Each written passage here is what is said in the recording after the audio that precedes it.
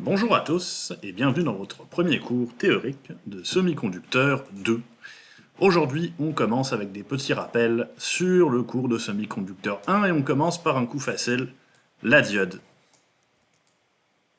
La diode a donc un seul but dans la vie, c'est-à-dire de laisser passer le courant d'un côté, de l'anode vers la cathode, et de le bloquer complètement en polarisation inverse, c'est-à-dire de la cathode vers l'anode.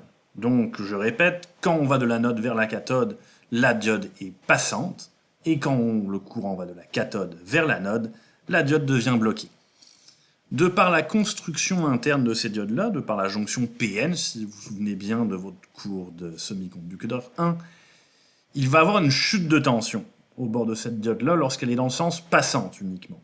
Bien sûr, la chute de tension en mode bloqué va représenter l'entièreté du voltage de la tension qui est présentée à la cathode. Mais lorsque la diode est passante, la chute de tension va dépendre de, comme je vous disais, la construction interne de la diode. Donc une diode au silicium, la jonction PN va engendrer une chute de tension de 0,7 volts et de seulement 0,3 volts si c'est une diode au germanium. On va beaucoup plus trouver dans nos labos, dans beaucoup de circuits de diodes au silicium, de jonction PN au silicium, que de jonction PN au germanium. Donc, quelques trucs mémotechniques pour se souvenir, c'est quoi l'anode et c'est quoi la cathode.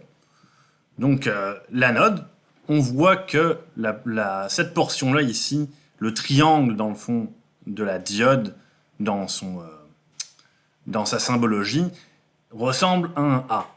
Donc l'anode va aller à la base du triangle ici. La cathode, quand on voit la barre verticale avec le bout du triangle, vient former un K. Donc la cathode va être du côté de la barre verticale dans la symbologie de la diode, et aussi de la barre verticale qu'on va voir sur la diode physique.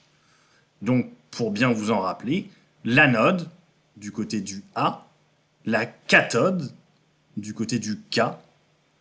La cathode vient bloquer le courant, on a une barre verticale qui empêche le passage du courant de la cathode vers l'anode, alors que l'anode, on n'a pas de barre verticale qui vient bloquer le courant est capable de passer de l'anode vers la cathode. Ici, on a un bel exemple de la construction interne, plutôt de la construction interne d'une diode, ou en général même d'une jonction PN. On se rappelle qu'une jonction PN, on la retrouve dans toutes sortes de transistors bipolaires notamment. Une diode, c'est tout simplement une jonction PN. Donc dans une jonction PN, on va avoir des matériaux dopés, c'est-à-dire avec des impuretés négatives ou positives. D'un côté, on va avoir ce matériel, bien souvent on parle de silice, de silicium. On va avoir du silicium qui va être dopé avec des électrons. Et de l'autre côté, on va avoir du silicium qui va être dopé avec des trous, c'est-à-dire de la place pour les électrons de se déplacer vers la jonction N à la jonction P. Lorsque la diode a un voltage d'appliqué, une tension d'appliqué du bord positif, les électrons et les trous viennent se rapprocher. Donc ici, la jonction PN vient s'amincir. En s'amincissant, elle vient permettre le passage des électrons de la jonction N vers la jonction P, et ainsi d'avoir un courant qui va de la jonction P vers la jonction N, c'est-à-dire, on se le rappelle, l'anode et la cathode. Donc la cathode du côté N, l'anode du côté P. La diode, lorsqu'elle est bloquée, vient éloigner les électrons de la jonction PN, vient éloigner les trous de la jonction PN, et donc la jonction PN s'élargit, c'est-à-dire la zone où les électrons ne sont pas capables de se déplacer. Ici, on a un beau petit graphique pour bien se représenter qu'est-ce qui se passe avec le courant sur l'axe vertical et la tension sur l'axe horizontal lorsqu'une diode a une certaine tension appliquée dessus. On va commencer par le côté passant. Du côté passant, il faut bien sûr avoir une tension suffisante pour passer la jonction PN. On se souvient qu'une jonction PN à base de silice va avoir une chute de tension de 0,7 volts. Il faut donc avoir assez de jus dans nos électrons, que les électrons aient assez d'énergie pour venir surmonter cette barre de 0,7 volts. Une fois que cette barrière de 0,7 volts est surpassée par le voltage de la source, la diode devient un court-circuit moins, bien entendu, la valeur de la jonction Pn, soit toujours le même 0,7 volts. Bien sûr, il y a une région, on voit ici que ça fait une espèce de courbe exponentielle, une espèce de région où la diode va devenir de plus en plus passante. Mais pas encore tout à fait un court-circuit. On appelle cette région le genou. Parce qu'on voit bien que ça plie comme un genou. Tout simplement. Du bord bloqué. Du bord bloqué, c'est encore beaucoup plus simple. Bien, il va y avoir aucun courant jusqu'à temps à ce qu'on dépasse la tension de claquage. Mais là, j'ai une mauvaise nouvelle pour vous. Une fois que vous avez dépassé la tension de claquage, pour une diode normale comme ça, vous avez brisé votre diode. La diode devient un court-circuit, on voit le courant qui part en peur, et la diode est pour ainsi dire brûlée. Souvent, ce qui va arriver, c'est qu'elle va même couper. La jonction Pn à l'interne n'est pas capable de supporter un courant infini. On comprend bien qu'avec un fort courant vient une forte chaleur. Cette chaleur va venir très probablement couper la jonction Pn complètement. Venons maintenant regarder numériquement qu'est-ce qui se passe dans un circuit avec une diode. Ici, on a une diode bien simple au silicium avec une chute de tension de 0,7 volts. On comprend qu'une fois que le courant a passé la diode, on se retrouve avec une tension de 11,3 volts du bord de la cathode. On se souvient, la barre verticale comme un K, la cathode. 11,3 volts et notre résistance, elle, est connectée à la masse de l'autre côté. On a donc toute la chute de tension restante au bord de notre résistance de 2 kΩ. Pour calculer notre courant, on sait qu'on a une simple boucle ici, donc tout le courant de la source vient passer dans cette résistance. Par conséquent, le courant qui passe dans cette résistance va être égal au courant de tout le circuit. Pour calculer notre courant dans la résistance R limite, une simple loi d'Ohm suffit. On sait qu'il nous reste 11,3 volts autour de cette résistance-là après la chute de tension de 0,7 volts de la diode. On prend notre 0,3 volts, I égale à V sur R, le courant est égal à la tension divisée par la résistance. Donc on a 11,3 volts divisé par 2 kΩ, ce qui va nous donner un courant en mode passant de notre diode, limité par notre résistance ici, de 5,65 mA. On va souvent retrouver des diodes, notamment des diodes lumineuses, des LED, avec des résistances limites pour éviter qu'on ait un trop gros courant qui parcourt notre diode. On se souvient qu'une diode, c'est dès qu'elle devient en mode passant, ça devient un court-circuit.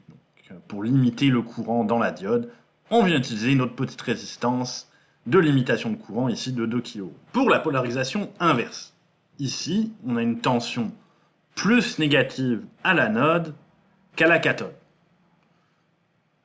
À votre avis, est-ce que cette diode-là, est-ce qu'il va avoir un courant dans ce circuit-là?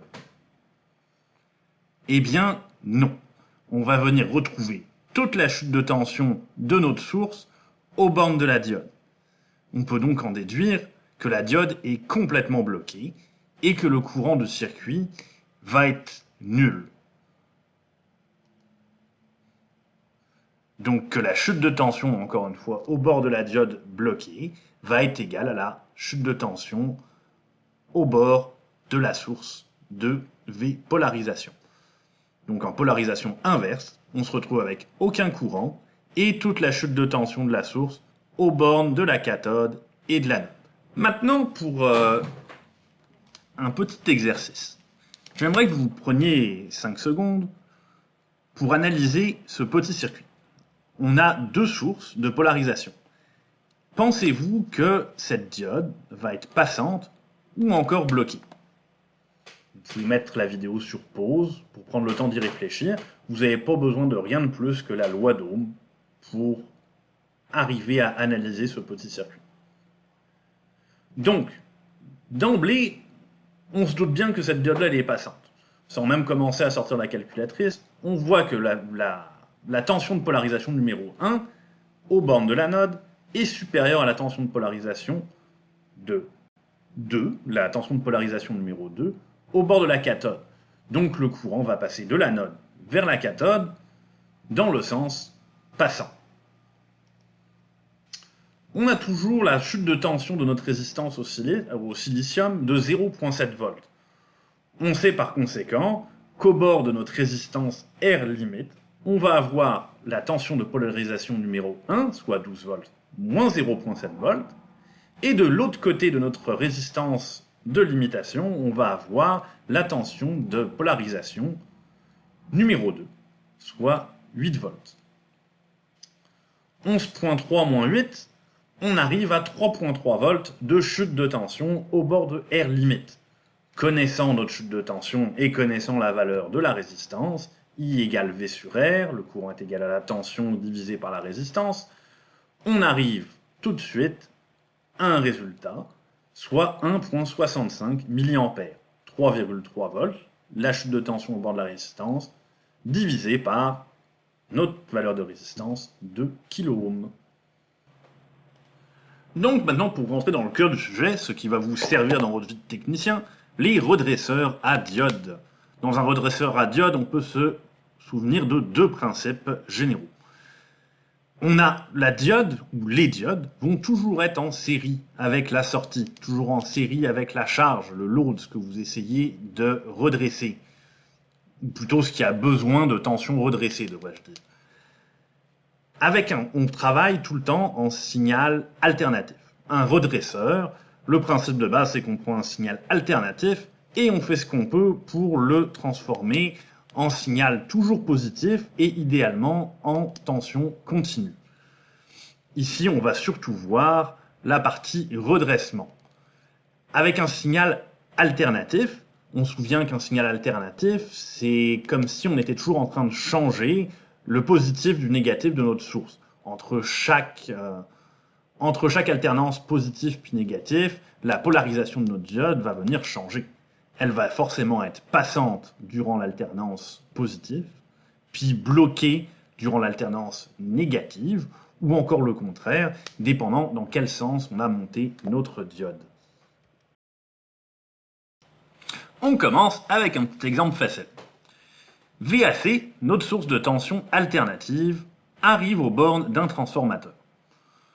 Donc, entre ici, soit l'anode de ma diode, je vais avoir toute la tension AC qui va être appliquée, la partie positive et la partie négative. Durant la partie positive, ma diode, une fois que le seuil de 0,7 volts de ma chute de tension de ma jonction PN va être passé, va devenir complètement passante. À ma résistance de sortie ici, je vais donc retrouver mon alternance positive, probablement écrétée de 0,7 volts, pas écrétée, excusez-moi, mais diminuée de 0,7 volts, dans ma résistance de sortie ici. Par contre, lorsqu'on vient avec une alternance négative, dans une alternance négative, la masse ici va devenir plus positive que le point ici qui va être négatif. Donc le courant va essayer de circuler de la masse, de la référence, du 0 volt si vous préférez, vers la tension négative de la source.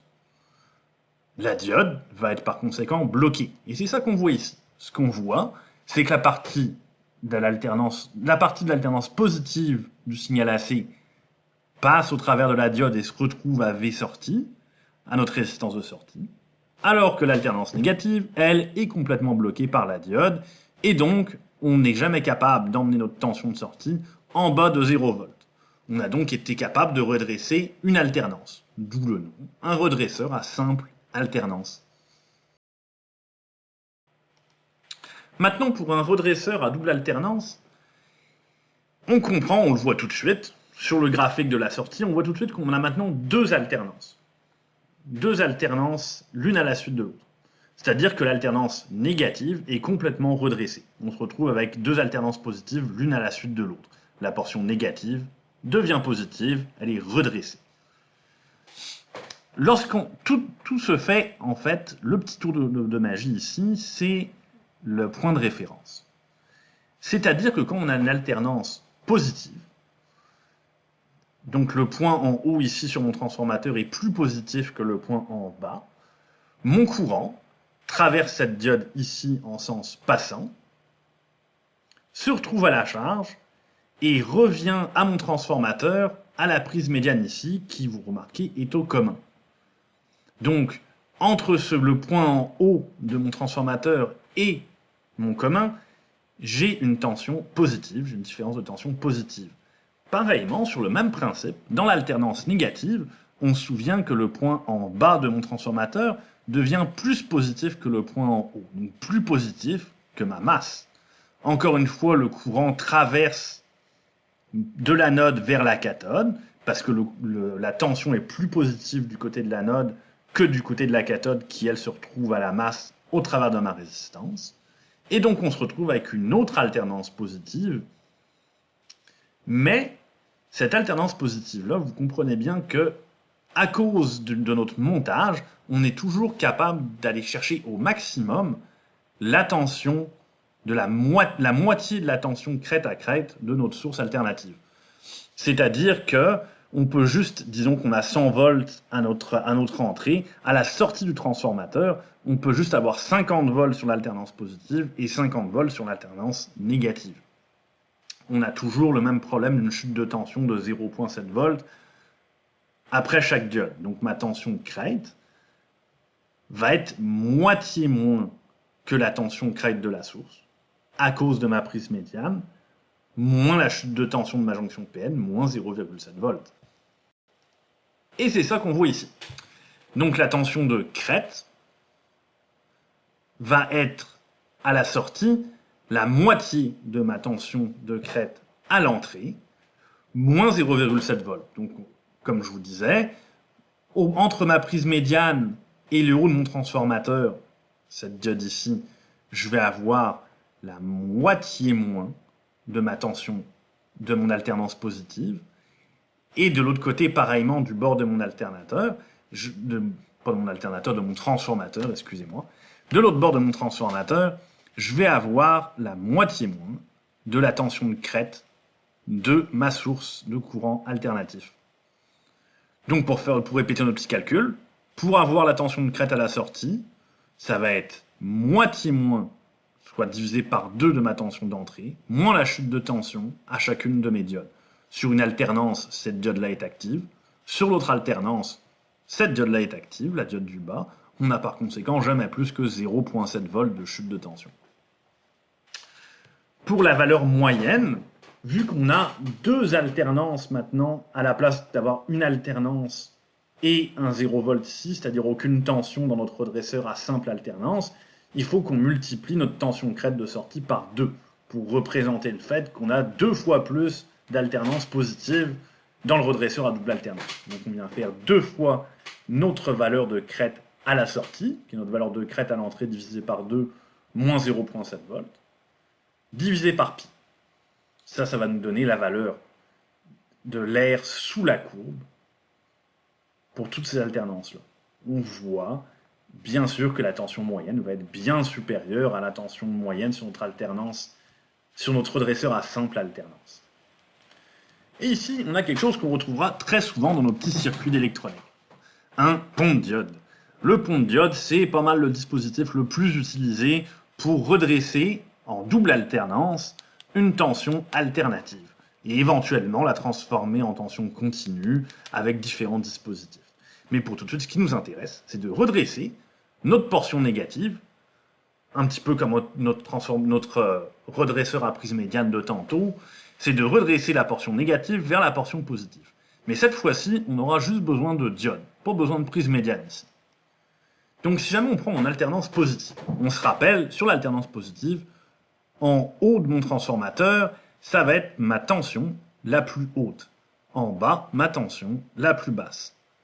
Donc mon courant part du haut de mon transformateur, passe à travers cette diode ici, le chemin vers la masse est bloqué, donc on n'a pas de court-circuit vers la masse, vient dans ma résistance de sortie, et ici, bien sûr, c'est comme si on avait un fil qui venait lier ces deux masses-là ensemble, donc mon courant passe par la masse, et mon retour au transformateur se fait à travers cette diode ici. Maintenant, pour l'alternance négative, on se souvient que l'alternance négative, la portion la plus positive, parce qu'à chaque alternance, c'est comme si on ait inversé la polarité de notre source, la tension la plus positive se retrouve en bas de mon transformateur. Toujours le même principe, mais on vient utiliser les deux autres diodes qu'on n'a pas encore utilisées sur l'alternance positive. Le courant passe à travers la diode ici, va à ma sortie, à ma résistance de sortie, et retourne par la masse, au travers de cette diode-là qui est passante, vers le transformateur. Donc à chaque alternance, j'ai toujours deux diodes en mode bloqué et deux diodes en mode passant. Donc, on se rappelle que pour venir compléter notre circuit au transformateur, il faut systématiquement que je passe par deux diodes. Donc on va avoir une chute de tension de 0,7 volts et une autre chute de tension de 0,7 volts pour le retour. Notre valeur de crête va donc être la même que celle de l'entrée, mais moins 1,4 volts, à la place de 0,7 pour les autres redresseurs qu'on a vus jusqu'à présent. La tension moyenne de sortie, c'est toujours le même calcul que le redresseur à double alternance, parce qu'on a 2 fois plus d'alternance positive qu'avant.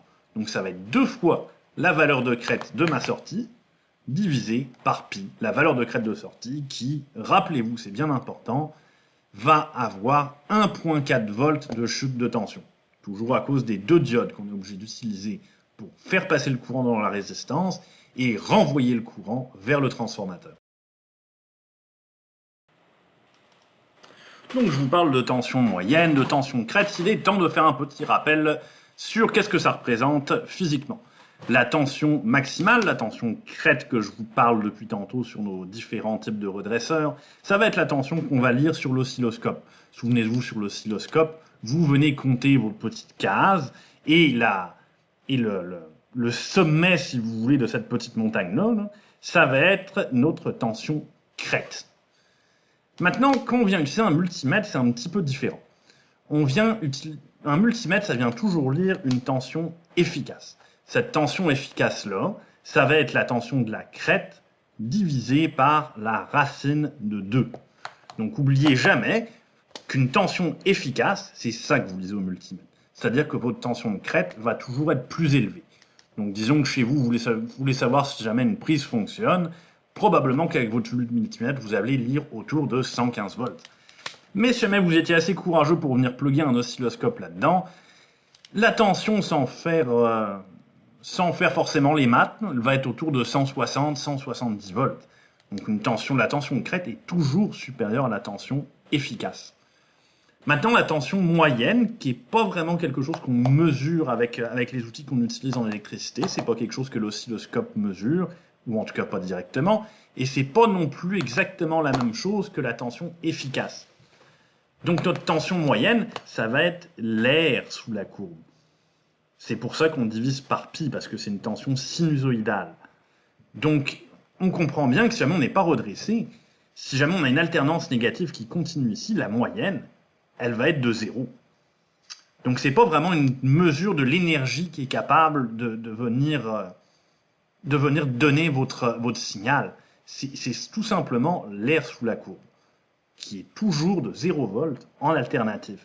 Une fois qu'on passe en double alternance, ou même en simple alternance, vu qu'on n'a plus la portion négative de notre signal alternatif, on tombe avec une valeur moyenne de voltage qui va être, elle, inévitablement positive.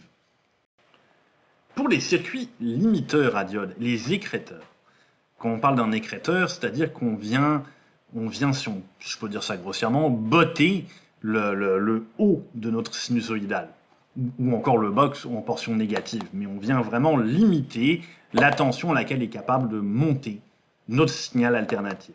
Donc la diode, on va venir utiliser son mode passant et son mode bloqué en parallèle avec la sortie. Donc avec toujours le même principe que le redresseur, avec un signal alternatif, la diode va être passante durant une alternance.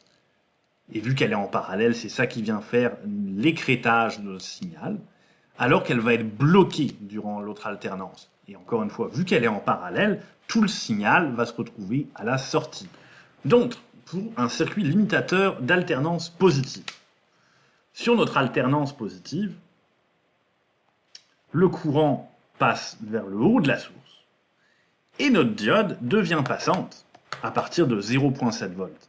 Donc, comme je vous disais, tout ce qu'on va voir à la sortie de la diode, une fois qu'elle est court-circuitée par la polarisation directe, tout ce qu'on va voir à la sortie, ça va être la tension maximale qui est capable d'aller chercher la diode, c'est-à-dire 0,7 volts, avant de devenir un court-circuit.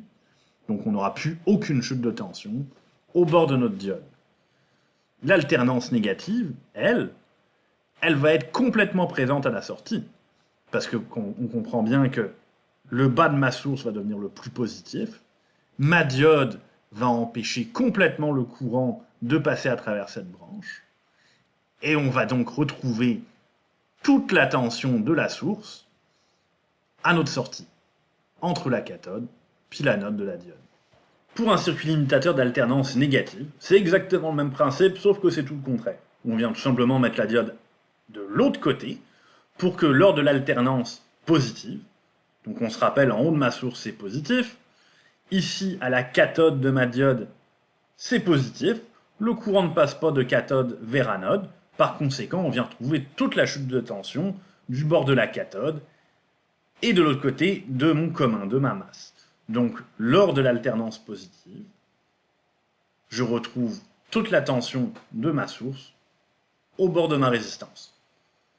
Par contre, lors de l'alternance négative, on se rappelle c'est un signal AC, si on va du bord de l'alternance négative, l'alternance va devenir de plus en plus négative, jusqu'à temps à ce qu'on arrive à notre fameuse tension de 0,7 volts.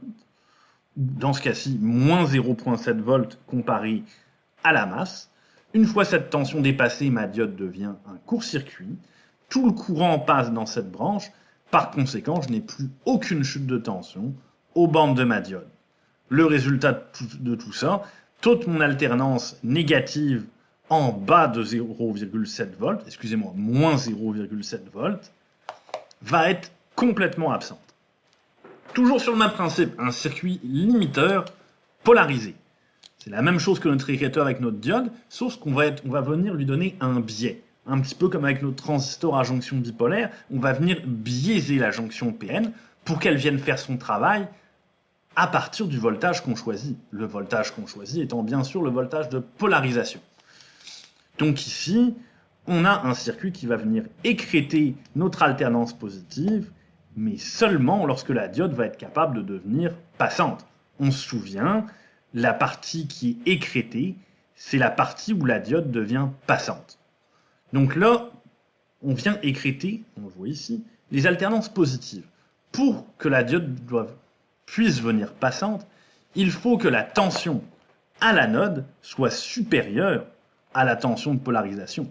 Autrement, notre courant sera jamais capable de passer de l'anode à la cathode, notre diode est bloquée, et c'est ça qu'on voit ici, au début de notre alternance positive. On voit dans le fond la valeur de la polarisation, la valeur de tension de polarisation, plus la valeur de la chute de tension à la jonction PN. Parce qu'on se souvient, la jonction PN a besoin de 0,7 volts avant de devenir passant. Donc ce qu'on a ici, c'est la tension de polarisation plus notre 0,7 volts. Pendant l'alternance négative, on se souvient ici, l'alternance négative, ça va être le bas de ma source qui va être le plus positif. Le bas de ma source va être le plus positif. Par conséquent, ma diode, elle, est bloquée.